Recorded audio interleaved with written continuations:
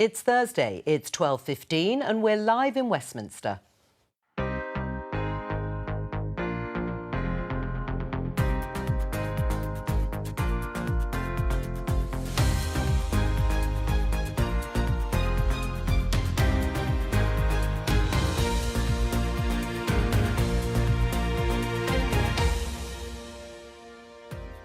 Joining me today, the Conservative MP Laura Farris, the leader of the Scottish Liberal Democrats, Willie Rennie, the environmentalist and author George Monbiot, and the Telegraph's deputy political editor Lucy Fisher.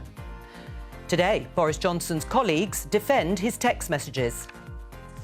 What the Prime Minister did was to ensure that things happened. Now, this is the dither and delay of the socialists. They don't want to do things, they want to put the process ahead of succeeding. I left the room and I was sacked by text, pretty poor. Why was the Veterans Minister relieved of his duties yesterday? Every single woman I know will have a story to tell about how they were harassed or assaulted, in fact, on the streets of this country. Labour MP Jess Phillips tells us why a national stalkers register would help protect women. And This bank is causing mass extinction! Mass extinction! are companies doing enough to adapt to a net zero world?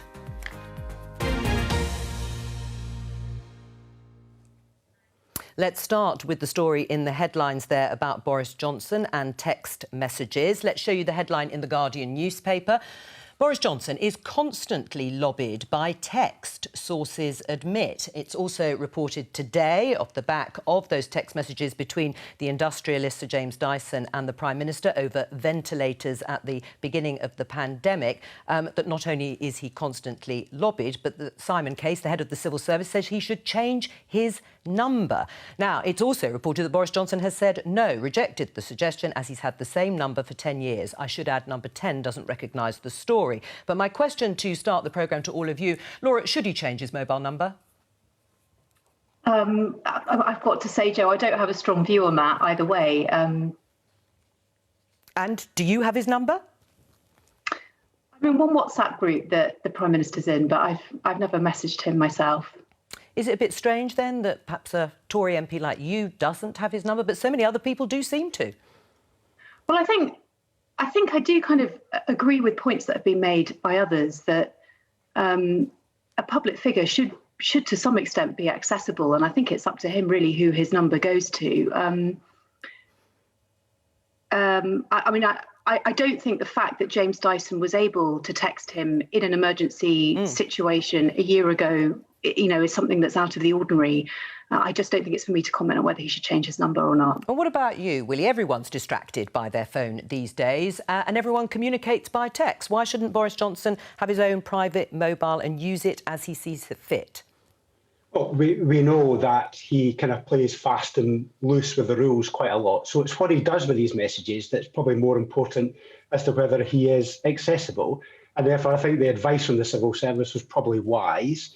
It'd be good to actually formally regulate the communications with all these industrialists and business people to make sure he's sticking by the rules rather than the usual Boris Johnson style of government. Right, but do you think he should change the mobile number, as it seems suggested by the head of the civil service, or not? It sounds like the civil service would like to take his phone away from him. But yeah, no, he should change his number. All right. George, you'd like the Prime Minister's mobile number, wouldn't you? Unless you've already got it to lobby him over green issues. Tony Blair, former Labour Prime Minister, said he didn't have a mobile phone, but that was a different era. What would you suggest as an alternative? Well, look, public business should not be conducted in private channels, and Boris Johnson's phone should be preserved for his family, his friends and his mistresses. It should not be used for public business.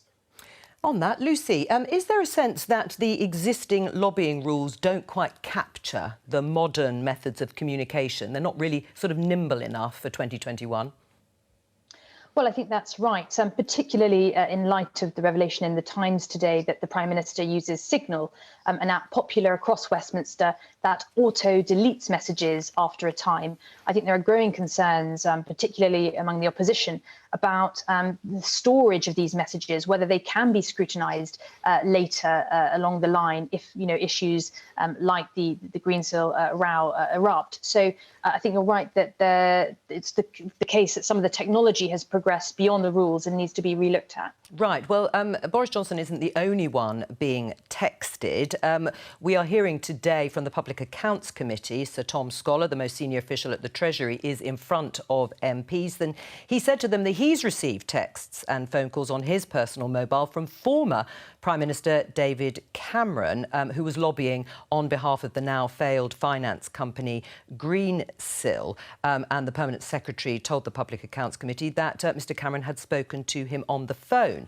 There is also this headline in the Metro newspaper. The headline says they're taking the PPE. And this is talking about the way PPE contracts were awarded. Again, most of those at the beginning of the pandemic last year, and to whom allegations of cronyism. Laura, when you add all this up, there is mounting evidence, isn't there, about the way in which this government does business? Well, can I just separate out a few of the points you were just making, Joe? I don't think it's any secret that this time last year, probably about 13, 14 months ago, the response was an exceptional one. I mean, and one of the things you saw, for example, in the Dyson case is somebody who typically manufactures something else offering to manufacture ventilators. You saw beverage companies manufacturing hand sanitizer. Even clothing companies like Burberry were making hospital gowns. So there was a moment when there was a desperate grab for equipment and PPE. And actually, in some ways, I think it's to the credit of the Prime Minister that he was taking direct control of some of that when people were absolutely desperate for it on the front line. Now, the second part of your question is, well, perhaps stepping back from the emergency response, is it right that you have the spectacle of ex-prime ministers texting people and appearing to be able to get very close to, the levers of power? And I think that is a fair concern to raise, actually. And I'm glad that this inquiry has been initiated, because I think it's legitimate to raise that. I think it's also fair to say, though, because the exchanges with the former Prime Minister and Rishi were disclosed, that he didn't get the result he was looking for. I mean, the sort of the mechanisms did operate correctly. I know that more will come through the inquiry, but a lot has been made of just the fact that Rishi responded to him. And I struggle to see that was an unreasonable thing to do, actually, in the circumstances. Yeah. All right. Well, I mean, George, as we mentioned earlier on, I mean, lobbying is what happens on a day-to-day basis. People want access to government, and it's proven, having this inquiry and many others, that there is transparency in the system. And you would want to be free to lobby green causes, for example.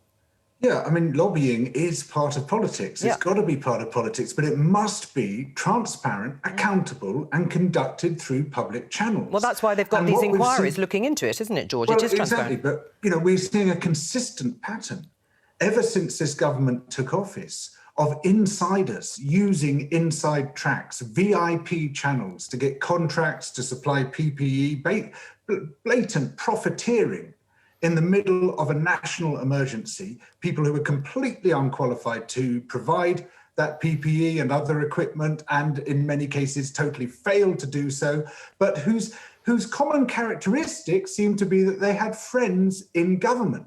And we see this with Greensill, we see this now with Boris Johnson using his private phone to basically give favours, to say, oh, yeah, we can do that deal for you. Now, they know what to call this in other countries. Right. They don't call it lobbying. They don't call it cronyism. They call it corruption. All right, Laura? If I could just come back on the example that George just gave of James Dyson. If the Prime Minister had said to James Dyson, OK, actually, don't worry about making the ventilators, keep your staff in Singapore, I'm not sure we can do anything for them. And if the NHS had been short of ventilators at a time when ICU wards were filling up and people were dying in their multiple hundreds day by day, and the Prime Minister was seen to have put a stop in that because of a tight fiscal rule that he wasn't prepared to release, I think he would have been subject to a torrent of criticism from the public for not acting swiftly enough. So I'm sorry, I think but that's a ridiculous argument. Why? I think it is. The reason it's a ridiculous argument is that during national emergencies, you have to make the best possible decisions, and that must be done publicly and accountably with experts involved, rather than text messages between the Prime Minister, who frankly knows nothing about ventilators, and why should he, and someone, a mate of his, who's offering to supply them. Now, very kindly offering to supply them. It turned out they weren't the right ventilators, they weren't used anyway. And this is a very good example of why these things should be done accountably, upfront, publicly, through the normal channels rather than through the back door. Laura? I just would say it was through this kind of emergency response that we got enough ventilators into the UK over a period of about 6 weeks. And at no point, although this has never really been reported, at no point did the NHS ever have a shortage of ventilators in the event, because we ramped up supply so quickly. And even when we got to the second wave, when it was really, really critical, particularly, for example, in London, there has never been in any hospital a situation where they didn't have a ventilator to put a patient on. And we also saw during this emergency the kind of profiteering for which people were imprisoned during the Second World War. All right. Willie, you wanted to come in. I could see you raise your hand. No, George is onto something there. I mean, if the fact that we have to have a personal relationship with the Prime Minister, not what you're capable of doing, but who you know rather than what you know, then the system has failed. It should never take the Prime Minister to sort out a tax situation. That should come through the proper systems of government. So it's the casual, freelancing, free-riding, close relationship that's gone wrong. And Willie, are you saying that Liberal Democrats who've left politics have never engaged in any lobbying of the kind that you are describing? I mean, Nick Clegg is in the private sector, Danny Alexander, your current leader, Ed Davey, worked for a lobbying firm when he lost his seat in 2015. So you can't be too holier than thou about it. But there's a way about doing these things, isn't there? I mean, I don't know what the relationship is with the current government, but what I can tell you is I'm in favour of having proper, regulated, transparent and open systems. And that applies to whoever, whether it's former members of my party or not. I want to make sure we have a transparent system. So there's minuted meetings so we can publish those, because I think that's the way to make sure we've got confidence in government. So it's not just the cronies, it's not just the cosy relationship, it's making sure we can get value for money and speed rather than relying on these casual, cosy relationships. And before I go to Lucy, I mean, just briefly, do you think Nick Clegg and Danny Alexander have the mobile phone numbers of senior politicians now? I'm sure they do. I don't know. To be honest, I've not spoken to them about it. But I just tell you what I want to do.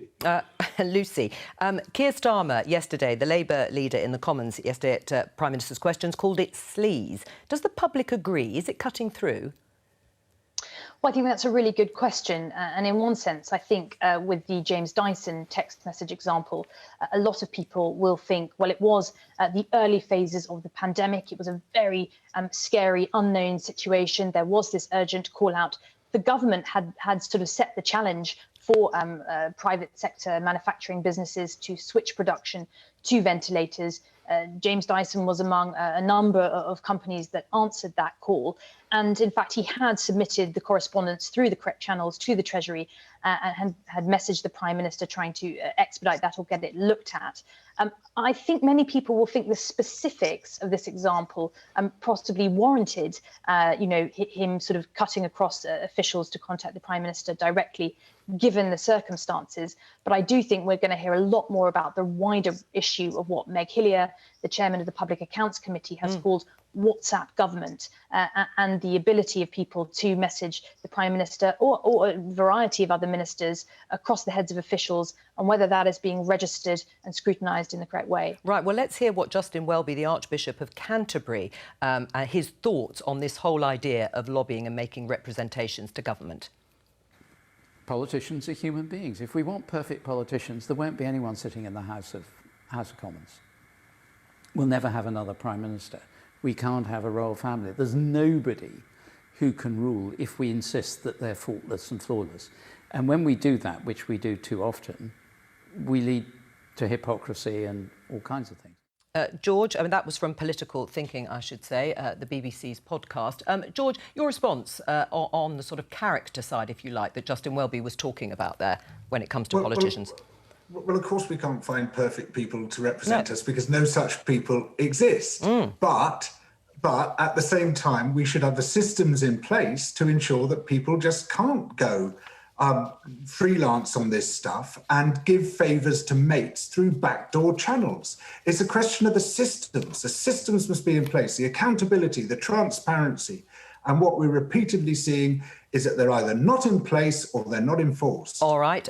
Just to give you some polling, recent polling from Ipsos Mori, that's in March this year, shows that 10% of people in the UK are worried about corruption compared to 27% in the US. Admittedly, that's from March. Now, we're going to move on. Let me just show you this headline in the Huff Post. Johnny Mercer brands Westminster a cesspit full of liars. Sacked Tory Veterans Minister says Boris Johnson's government is the most distrustful, awful environment I have ever worked in. He said he was going to resign, but in fact was sacked, interestingly, by text. That does seem to be the theme of this programme and politics just at the moment. But that description of working in the most distrustful, awful environment I've ever worked in, that's quite a claim, Laura, isn't it?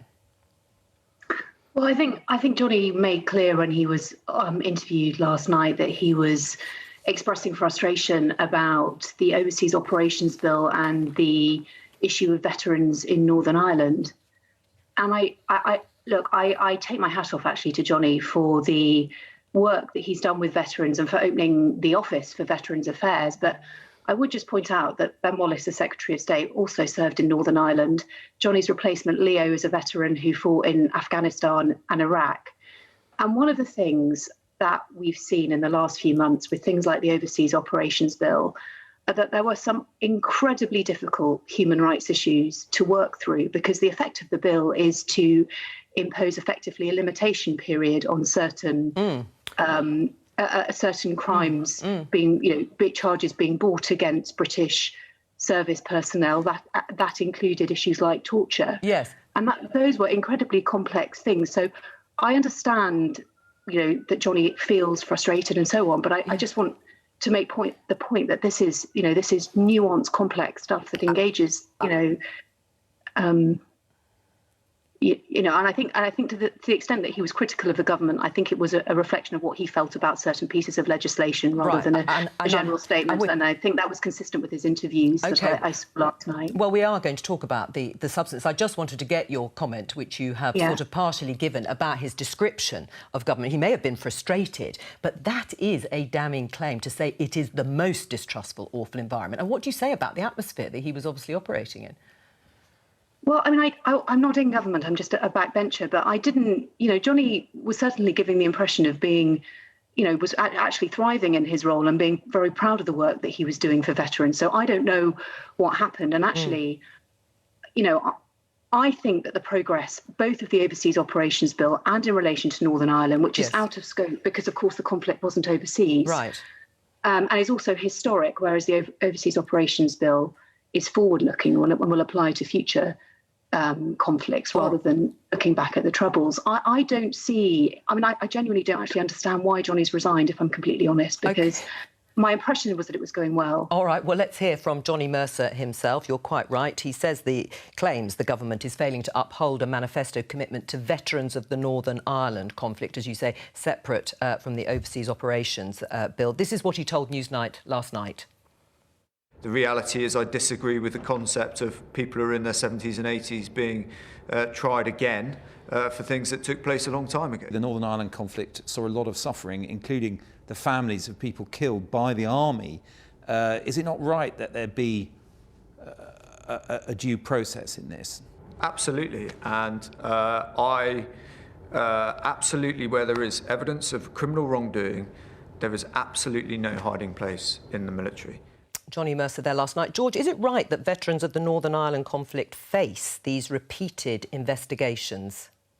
Well, of course, crimes or alleged crimes should be investigated. Absolutely. And why should any particular category of people have a particular leniency shown to them by the justice system which isn't shown to other people? And I think that British soldiers have a particular duty to uphold high standards and to uphold the law during operations, and indeed not during operations as well. And it seems crazy to me that we should say there's one law for ordinary citizens and a different, more lenient law for soldiers. Right. Well, Lucy, is that what is being said? In a word, no. And in fact, I think it is the perceived unfairness in the treatment of soldiers, veterans, for whom there are extensive records that can be repeatedly subjected to investigation, that is asymmetric to the sort of records that don't exist, frankly, of the IRA and other linked terror groups, where there aren't the evidential basis to really investigate. And that's one sort of disparity that has led to the argument here. I think it is a very difficult situation. We actually haven't seen the proposals that the government has brought forward. They have said that they are committed to announcing something in the Queen's speech, so we do need to see the details. But I'm absolutely confident, from all I've been hearing from government sources, that whatever is brought forward, if they do get agreement, it will have the level of buy-in from all parties. It certainly won't be just some sort of amnesty for British soldiers. That, of course, wouldn't be acceptable to victims groups. And indeed, this isn't just a question that affects the UK. The Republic of Ireland also has a lot of opinions on this, and I think there would have to be a parallel process in Ireland. So it's clear to me why it's taken a long time, but talks are continuing behind the scenes. And I think perhaps that wasn't quite reflected in what Johnny Mercer has said in the past 24 to 48 hours. But clearly he is very impassioned about the subject and has been very upset that progress hasn't been made at a faster pace. Willie? Yeah, I mean, I'm confused slightly about what Johnny Mercer and the reasons for it. But I think one thing is clear, that both Laura and Lucy are right, that this is a very sensitive situation. And I think probably the Prime Minister now regrets making such a bold commitment previously about immunity from prosecution and with some degree. I mean, it probably mirrors what's happened with his bold commitment in terms of putting a border down the Irish Sea. I just think this part of the country, the politics, the world, the society is very sensitive, and it leads to, you need more nuance and you need more sensitivity rather than the kind of the bold assertions that are made in public platforms. So I think, I'm confused as to what Johnny Mercer's doing. It would be useful if you could explain a little bit more of the detail, but we need to make sure we get to a case where we're able to bring everybody together in the whole of Ireland as well as the United Kingdom to make sure, that people feel comfortable with this process, that people who have broken the law in the past are able to be prosecuted, whilst we're able to move on and get reconciliation in Northern Ireland, moving on from the Troubles. It's very sensitive and it requires an awful lot more nuance than perhaps has been delivered in the past. All right, we're going to leave that discussion there and move on to talk about the Domestic Abuse Bill. I'm just going to show viewers this headline in the Times: Lords back database for serial stalkers. This headline and story follows on from last night when peers defeated the government in a final effort to force through proposals to add serial stalkers to a national register of violent and sex offenders. We can talk to the Shadow Minister on domestic violence and safeguarding, Jess Phillips, Labour MP. Just explain to us exactly what this amendment is, Jess. Well, what this amendment seeks to do is to ensure that current existing, what we call MAPA, which is multi-agency public protection, basically, that is a way that we monitor the most serious and violent criminals, whether that's sex offenders, as you've said, or terrorists, for example, are monitored through this system where they have proper offender managers looking at their case in a multi-agency setting so that they can follow and essentially prevent future crimes by these people. Now, what we're seeking in this amendment is to include in that serial stalkers and those who have committed the most dangerous domestic abuse offences, because currently, while the government argument, and no doubt that is what they're going to say, is, oh, it already could include them, but it never, ever does. In my experience on the front line for many, many years, I can't remember a single case where there was went on to be a murder or a very serious domestic abuse incident where the person who perpetrated it had been part of one of these MAPAs, as we call them. All right. So it should get that to happen. Laura, why is the government opposed? So I think it is important to just make clear what the contours of the disagreement are. It is just said absolutely correctly. There are already 3 categories that exist under MAPA: for sexual offenders, for serious violence offenders, and for dangerous offenders, all of which people who have a previous history of domestic abuse would fall into typically 1 or 3. Now, the difference that the government has is not disagreeing that these people should be recorded under MAPA. They should be. But the government says that where the problem has arisen, it's not because they're not recorded, it's because the agencies are not adequately sharing information between them, which has allowed people to slip through the gaps. And they've sort of pointed to examples where there have been gaps in information. So what the government seeks to do is strengthen the existing system rather than add a new category 4 onto the existing MAPA categories. But I just want to be clear, it's quite a narrow area of disagreement, and I'm very respectful to what Jess says on this because she's got such a body of experience on it. It's really about whether we add a new category or we improve what's there. That's the basis of the disagreement. Jess, you were shaking your head. Look, the reality is, and Laura can't say this because, I understand she's in a difficult position, and in reality, her and I are almost always on the same page on these things, is that the reality is that the reason that the people we're talking about, it's not a small number of people. It's thousands of people, thousands of very, very violent offenders. And the reason that they're not put on there is it's a postcode lottery. Some DCIs in police forces will put them on there. But the reality is because there aren't the resources to properly monitor. And the government need to admit that it's nothing to do with information sharing. It's absolutely nothing to do with that. It's because there are too many of them, and they've decided it's just too big a job. And they're expecting women in our country to be unsafe on the streets and to bear the burden of this. That is the reality. A little bit more communication between agencies is the same thing that gets said periodically every couple of years when there's a death or a child death. It's just not good enough. We need a separate category so that they have to go on there. Laura, it's about resources? Well, I listened to what Baroness Williams said in the Lords last night, because like Jess, I was following it very closely. And she said, we would have no objection to amending the existing statutory framework if we thought it would make a difference to the outcomes of victims, but we're not persuaded that it does. And she gave the example of the cases that had been used by the Lords in front of her, where the people basically it was information sharing that had led to the kind of the failures of outcome.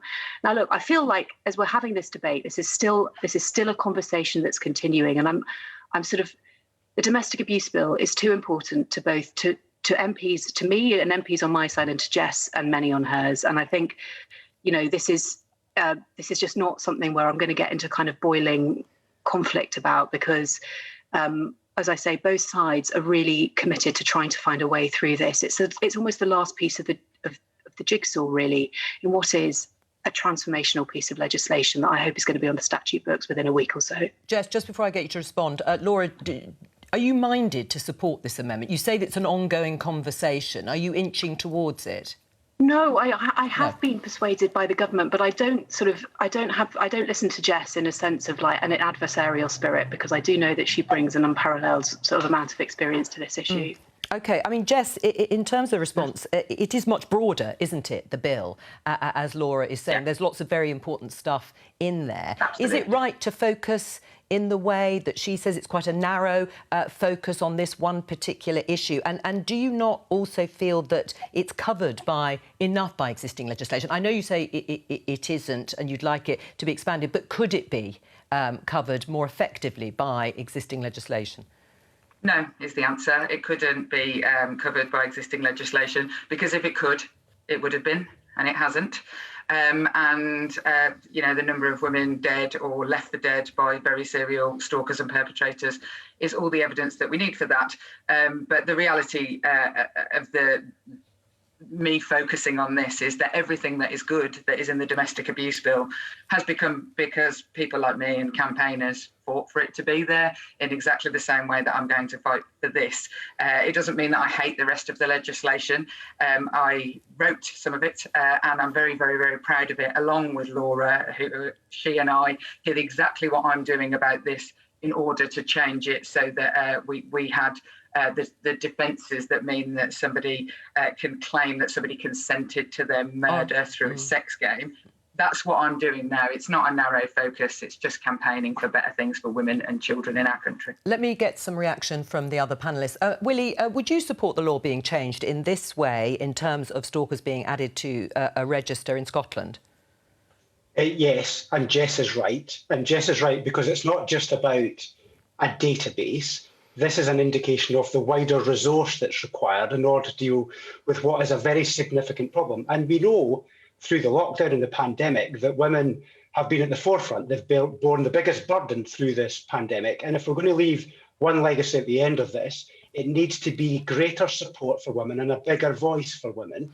And that's why I'm in full admiration of the work that Jess is doing, because she's absolutely right. It is more than just about a database. It is about the resource that goes with it to try and help women on a daily basis, prevent them from being abused and stalked. So she's absolutely right about this. Lucy, in your mind, what's the sort of broader political potency of this issue? Oh, well, it's enormous, particularly in the wake of the Sarah Everard horrific murder in recent weeks. And I think a lot of questions have been asked among supporters of the amendment in the Lords, why the government appears to have backed away from supporting it after initially signalling that they were for it. Priti Patel sort of said that the issue of serial stalkers must be addressed. There were sources close to Robert Buckland, the Justice Secretary, quoted in the Sunday Times as being supportive. So there appears to be a sort of sense of bemusement among some MPs about why the government isn't wanting to sort of, pick up the baton and do more. If it doesn't want this amendment, bring forward its own proposals. Laura, do you want to respond to that briefly before I go to George? Has there been a change? Has there been a sort of change of heart on this? Well, I think the key point is that if you had MAPA Category 4, which was a domestic abuse clause, there would be almost no circumstances where somebody wouldn't meet the test for Category 4, but also be in 3 or 1. So you would have people who could be categorised under more than one category. And so the government doesn't want to kind of make it more complicated. And they're looking, for example, at a new data sharing system. I know that Jess will be familiar with this, MAP, which is a shorthand for a new sort of technology that will improve data sharing between the 3 categories and agencies. And also the new police bill that's working its way through Parliament brings in other sources to the data sharing process of MAPA. So it's not just police, prisons and probation services. It would also include things that people like GPs who are often directly involved with people, high risk offenders and those who surround them who could share information. So that's where the focus is at the moment. I will come to you, George, but I think I could hear Jess trying to come in. Yeah, the truth is unless we have a category where domestic abuse is on there, because currently Laura is absolutely right, they could have all gone on there, 0.8%. In the last data gathering, were on there. Everybody who's been murdered by a serial offender was not on there. So the reality is we need that category because I don't want it to be a question about whether they can or can't go on there. I want them on there. Just to step back a little bit, George, with you, this is very comprehensive legislation. It's important legislation. Is it right to focus on what the bill is going to do, what it will do, and the issues it will address? Well, look, yeah, there's a lot of good stuff in there, but, I'm with Jess on this. Anyone who's ever met a victim of domestic abuse is likely to hear the same story, which is that, then I found out he'd done that to his previous girlfriend and the girlfriend before that. And we see these patterns of abuse, patterns of stalking, patterns of violence, pattern of threat, which simply aren't being properly addressed at the moment. So this isn't a minor issue which can be shunted off into an annex or discussed at a later date. This is absolutely fundamental to preventing this horror from recurring and recurring and recurring for so many women.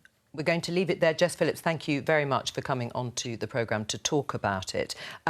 It's Earth Day, you may not know, or you may know it is. It's also the climate summit that's been organised by Joe Biden in the United States. It's a 2-day global summit with world leaders, including Chinese Xi Jinping. And it's happening... in fact, there's the story. BBC News covering it. Climate change, Biden summit to push for immediate action. I think there are about 40 world leaders. They're meeting virtually, of course. And it's happened in the same week that Boris Johnson, the Prime Minister here, set out more ambitious targets to cut carbon emissions in the UK by 2035. So, George, you must be thrilled. Well, yeah, at last. I mean, the US has been such a drag on climate talks for so long, particularly under Trump, but not just under Trump. I mean, I have to say that Obama, you know, he just didn't press home his advantages during the first 2 years of his presidency and contributed really to a long record of failure. So it's really exciting to see this. How much Biden can get through the Senate is another matter altogether. It doesn't go far enough. It's not nearly enough to prevent more than 1.5 degrees of global heating, which governments are supposed to do under the Paris Agreement, but it's a lot better than there was before. And here as well, would you agree in terms of changing the target, putting it into law to reduce emissions by 78% by 2035 compared to 1990 levels? Well, it's great we've got the new target, but, you know, what's really important is what's actually happening. And I'm afraid the record is pretty disastrous, scandalous, in fact. Here we have a government which makes these grand pronouncements on what we're going to do to prevent climate breakdown, and then it's still putting £27 billion into the roads programme, expanding airports, the total fiasco of its Green Homes grant, which collapsed and was then pulled. So, but you say where's the reality? Well, where's the ground testing? Well, the reality, there are some stats, actually, that do point to some reality. The UK was the first member of the G20 to adopt a net zero target, and it has the most rapid historical reductions in emissions in the G20. That's the Committee for Climate Change. UK greenhouse gas emissions have fallen 40% since 1990. Looking at those figures, you'd say we were a world leader. Yes, and we did do great work in decarbonising the power sector. What we've done is to move away from coal, move into that's a success. Renewables in the big. That's a success. Right. The real problems are the transport sector, where we haven't made any progress at all since 1990. The homes, where there's just been a total failure. To replace power sources, to properly insulate them and the rest of it, and agriculture and land use. And in those three areas, we're completely stuck. We just haven't made the progress we should have made, and that's because of policy failure on the part of government. Laura? Well, I just to pick up on that point, I think by setting a new target, the 78% decarbonisation by 2035, you can see the scale of the government's ambition. The net zero target is 2050, and they could have left that as something that they did the heavy lifting in on the last decade or so. In fact, you're seeing them front load that. And I don't think anyone would actually disagree with George that the big challenges are around heating houses, insulating houses, getting consumer habits to change around the way we consume meat and other things that he raised. But the government isn't giving up. Where there has been a sort of a blip, they're sort of renewing their ambition. And that, I think, is reflected in the most recent announcement. And in every message you see coming out of, whether it's DEFRA or the Department of Business and what they're doing. And there have been other actually really big achievements, things like the Blue Belt and what they're doing on marine life, something that doesn't get very much press, is really kind of extraordinary work on our oceans.